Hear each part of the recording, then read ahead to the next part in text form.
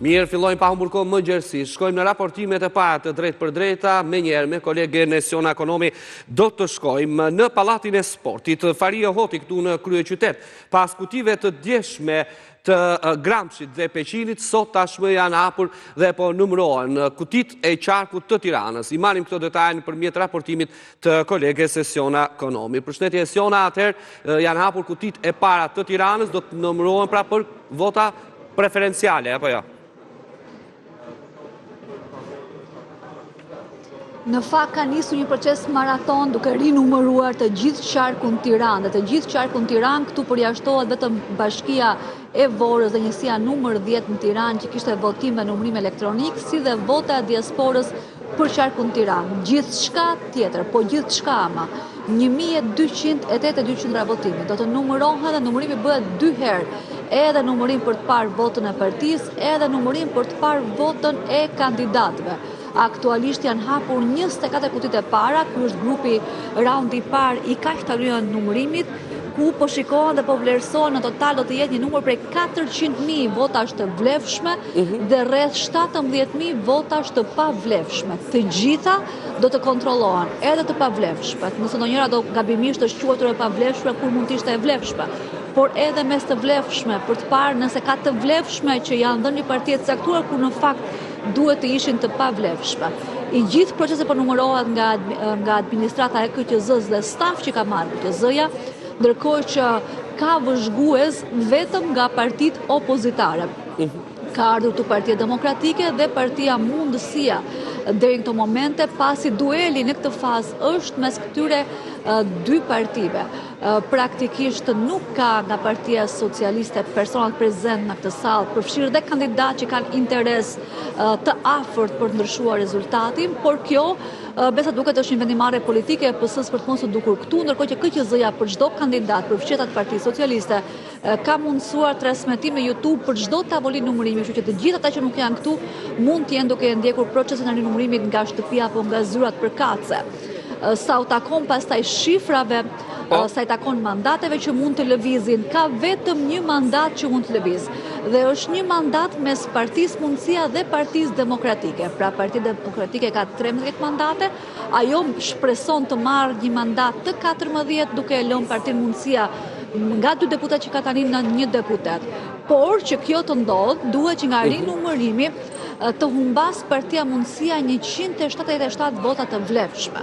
Një shifër që nuk është e vogël, por nuk është as e madhe duke marrë parasysh sa vota ka qarku Tiranë, më shumë se 400.000 vota. Ndërkohë që Partia Demokratike ta përmbys rezultatin, pra të fitojë një mandat më shumë, të dërgojë në parlament Ilir Ali Mehmetin, duhet që të marrë 1235 vota shtesë.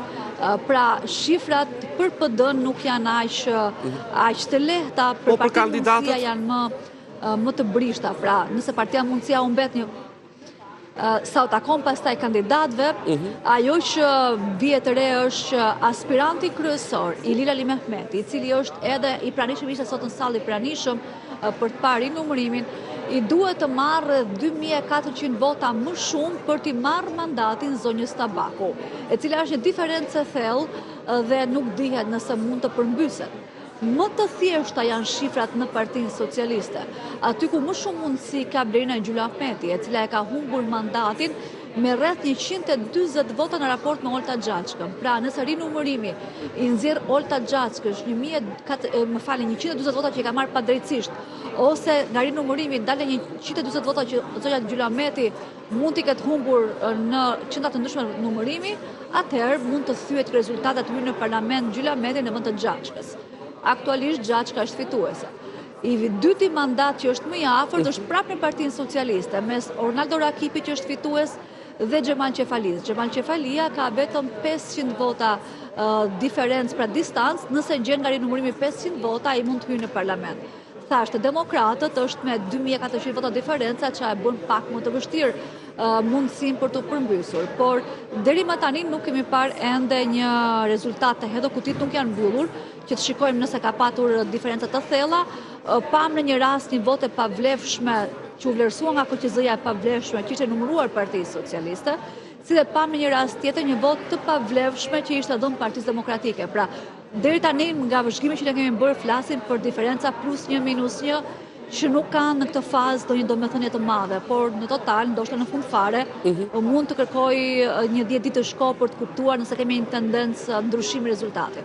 Pra, do të zgjasë me ditë, besoj, rinumërimi sidomos për Tiranën, që ka dhe numërim më të madh. Sipas Komisionit Qendror të Zgjedhjeve, duhet të paktën 10 ditë që të numërohet qarku Tiranë, pastaj ndoshta edhe një 5 ditësh tjetër për qarkun Fier ose një javë për qarkun Fier, varet nga dinamika. Në fillim grupi i numërimit filloi të përshpejtonte procesin, por KQZ-ja dhe ka si bëlltire me mikrofon që KQZ-ja dhe administrata që po numëron të ulë ritmin, të lërë të paktën 3 sekonda në ekran një flet votimi në mënyrë që çdo vëzhgues këtu apo vëzhgues në YouTube nga selite e partive apo kandidatëve të mund të ketë mundësinë të shohë me qartësi një flet votimi. Pra, duke patur parasysh, po themi qetësinë e numërimit, në kuptimin që askush të mos ketë dyshime, ky proces do të jetë i gjatë të paktën për qarkun Tiranë. Më pas është Fieri, më pas në fund fare kemi rinumërim të pjesëshëm në qarkun Durrës. Një proces që parashikohet nëse shkon mirë, nëse nuk ka ndërprerje, të shkojë deri në mes të muajit korrik. Faleminderit Esiona për gjitha këto informacione, do të jemi sërish së bashku në minutat në vijim për sëri, nëse do të ketë zhvillime nga Pallati i Sportit Fariahoti këtu në kryeqytet. Mirë.